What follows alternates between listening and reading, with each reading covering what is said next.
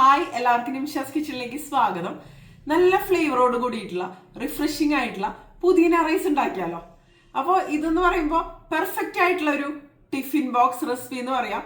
കുട്ടികൾക്കൊക്കെ സ്കൂളിലേക്ക് കൊടുത്തേക്കാം. ഈസി ആയിട്ട് നല്ല റിഫ്രഷിംഗ് ആയിട്ട് തന്നെ തയ്യാറാക്കാം. അപ്പോൾ എങ്ങനെ ഉണ്ടാക്കണേന്ന് നോക്കാം. അപ്പോൾ നമുക്ക് പുതിന റൈസ് ഉണ്ടാക്കാം. അതിന് വേണ്ടിയിട്ട് ഒരു പാനിലേക്ക് നമുക്കൊരു 2 ടീസ്പൂണോളം അളവിൽ എണ്ണ ഒഴിച്ചു കൊടുക്കുക. ഏതെങ്കിലും വെജിറ്റബിൾ ഓയിൽ എടുക്കാം കേട്ടോ. എണ്ണ ചൂടായിട്ട് വരുമ്പോൾ ഇതിലേക്ക് നമുക്ക് 1 ടേബിൾ സ്പൂൺ അളവിൽ തുവരപ്പരിപ്പാണ് ചേർത്ത് കൊടുക്കേണ്ടത്. ഇനി പതുക്കെ ഒന്ന് റോസ്റ്റ് ചെയ്ത് കൊടുക്കാം. ഇത് ചെറുതായിട്ടൊന്ന് റോസ്റ്റ് ആയിട്ട് വരട്ടെ. അപ്പോൾ ഈ ഒരു റെസിപ്പി എന്ന് പറയുന്നത് ഇതിൽ നമ്മൾ സവോളയോ ഉള്ളിയോ അതുപോലെ വെളുത്തുള്ളിയോ ഒന്നും തന്നെ ചേർക്കുന്നില്ല കേട്ടോ. ഇതൊരു ബ്രാഹ്മിൻസിൻ്റെ സ്റ്റൈലിലുള്ളൊരു പുതിന റൈസിൻ്റെ റെസിപ്പിയാണ്. സിമ്പിളാണ്, പക്ഷെ നല്ല ഫ്ലേവറോട് കൂടിയുള്ള ഒരു സംഭവമാണ്. ഈ തുവരപ്പരിപ്പ് ചെറുതായിട്ടൊന്ന് റോസ്റ്റ് ആയിട്ട് വരുന്ന സമയത്ത് ഇതിലേക്ക് 2 തണ്ട് കറിവേപ്പില ചേർത്ത് കൊടുക്കാം.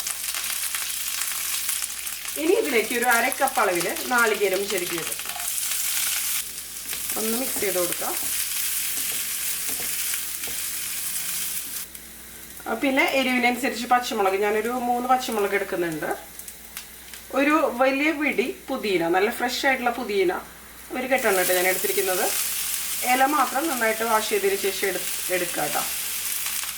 പുതിന റൈസ് ആയതുകൊണ്ട് തന്നെ പുതിന അത്യാവശ്യം ഉണ്ടായിരിക്കണം, എന്നാലായിരിക്കും അതിന് നല്ല ഫ്ലേവറൊക്കെ കിട്ടുള്ളൂ. പിന്നെ വളരെ കുറച്ച് മല്ലിയില, ഒരുപാട് വേണ്ട മല്ലിയില, ഒരു ചെറിയ പിടി മല്ലിയിലൊക്കെ മതിയാവും കേട്ടോ. ഇതിലേക്ക് ഇനി ഒരു ചെറിയ കഷ്ണം ഇഞ്ചിയും കൂടെ ഒന്ന് കട്ട് ചെയ്തിട്ട് ഇട്ട് കൊടുക്കാം കേട്ടോ. നല്ല ചെറുതായിട്ട് മുറിച്ചിട്ടുണ്ട്. ഇതെല്ലാം കൂടെ നമുക്കൊന്ന് ഇതുപോലൊന്ന് വഴറ്റി കൊടുക്കാം. ഈ ഒരു പുതിനയും മല്ലിയിലേക്ക് ഒന്ന് ചെറുതായിട്ടൊന്ന് വഴന്നു വരണം. എല്ലാത്തിൻ്റെ ആ ഒരു പച്ചമണം ഒന്ന് മാറി വരണം, അത്ര തന്നെ മതിയെ.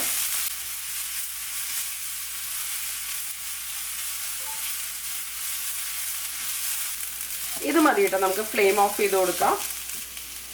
ഇനി ഇതേ നമുക്കൊന്ന് അരച്ചെടുക്കണം. അരച്ചെടുക്കുമ്പോൾ എങ്ങനെയാണെന്ന് വെച്ചാൽ ചെറിയ തരികളോട് കൂടിയിട്ട് അരച്ചെടുക്കാം കേട്ടോ. അപ്പോഴായിരിക്കും നന്നായിട്ട് വരിക. കുറച്ച് വെള്ളം ഒഴിച്ചിട്ട് നന്നായിട്ട് അരിഞ്ഞു പോകണ്ട, ചെറിയ തരികൾ ഉണ്ടായിരിക്കണം. നന്നായിട്ട് തണുത്തതിന് ശേഷം ഒന്ന് അരച്ചെടുക്കാം. ഈ ഒരു രീതിയിൽ തരി തരിയായിട്ടൊന്ന് അരച്ചെടുത്തിട്ടുണ്ട് കേട്ടോ. ഒരുപാട് വെള്ളം ഒഴിക്കേണ്ട. അതുപോലെ ഈ തരി തരിയായിട്ട് അരയ്ക്കുന്നത് ഇമ്പോർട്ടൻ്റ് കേട്ടോ. ആ പരിപ്പൊക്കെ ഒന്ന് തരി തരിയായിട്ട് തന്നെ അരിഞ്ഞു വരുമ്പോഴാണ് ഈ ഒരു പുതിന റൈസ് നന്നായിട്ട് വരിക കേട്ടോ. ഇനി നമുക്കിത് ഉണ്ടാക്കാം. അപ്പോൾ ഈ സെയിം പാനിലേക്ക് തന്നെ ഞാൻ കുറച്ചും കൂടെ എണ്ണ ഒഴിച്ച് കൊടുക്കണം. ഇതിലേക്ക് നമുക്ക് കടുക് ഇട്ട് കൊടുക്കാം. ഒരു 1.5 ടീസ്പൂൺ കടുക്. കടുക് ഒന്ന് പൊട്ടി തുടങ്ങുമ്പോഴേക്കും നമുക്ക് 1 ടേബിൾ സ്പൂൺ കടലപ്പരിപ്പ് ഇട്ട് കൊടുക്കാം.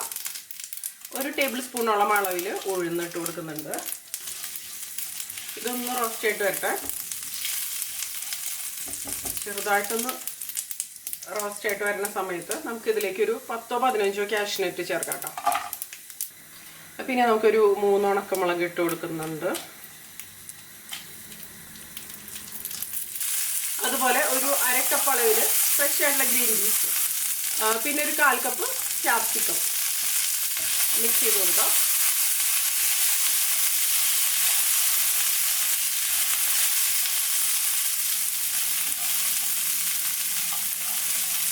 ഈ വെജിറ്റബിൾസ് ഒന്ന് സോട്ടായിട്ട് വന്നോട്ടെ.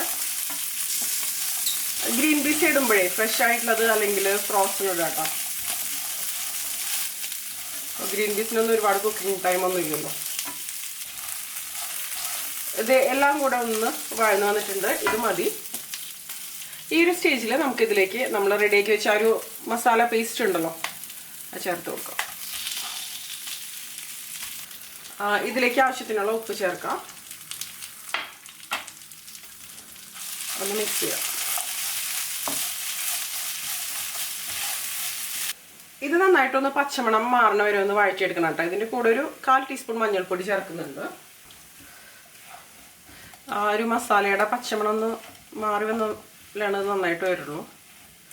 നമ്മൾ ഓൾറെഡി വഴറ്റിയെടുത്തതാണ്. എന്നാലും ഒരു 1/4 ടീസ്പൂൺ അളവിൽ കായത്തിൻ്റെ പൊടിയും കൂടെ ചേർക്കുന്നുണ്ട് കേട്ടോ.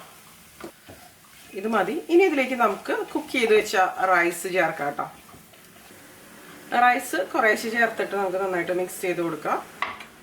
അപ്പോൾ ആദ്യം ഞാൻ കുറച്ച് റൈസ് ഇട്ടിട്ടൊന്ന് മിക്സ് ചെയ്യണം. അതിന് ശേഷം ബാക്കിയുള്ളത് ചേർക്കാം കേട്ടോ. ഇതിപ്പോൾ കുക്ക് ചെയ്ത ബസ്മതി റൈസാണ് ഞാൻ എടുക്കുന്നത്.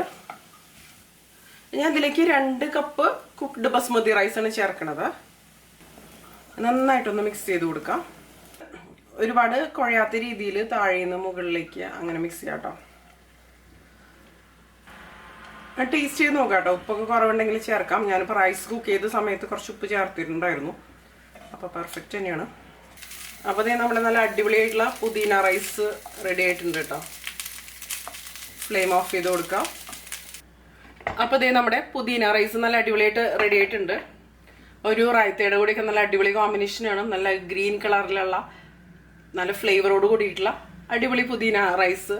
നമുക്കിപ്പോൾ സ്കൂളിലേക്ക് കുട്ടികൾക്ക് ടിഫിൻ ബോക്സിലൊക്കെ കൊടുത്തേക്കാവുന്ന അടിപൊളി റൈസിൻ്റെ റെസിപ്പി തന്നെയാണ്. അപ്പോൾ എല്ലാവരും ട്രൈ ചെയ്ത് നോക്കുക. അതുപോലെ ഉണ്ടാക്കി നോക്കിയതിന് ശേഷം നിങ്ങളുടെ അഭിപ്രായങ്ങൾ തീർച്ചയായിട്ടും താഴെ കമൻറ്റ് ബോക്സിലൊന്ന് അറിയിക്കാം കേട്ടോ. അപ്പോൾ ഇതിൽ നല്ലൊരു റെസിപ്പി ആയിട്ട് നമുക്ക് വീണ്ടും കാണാം.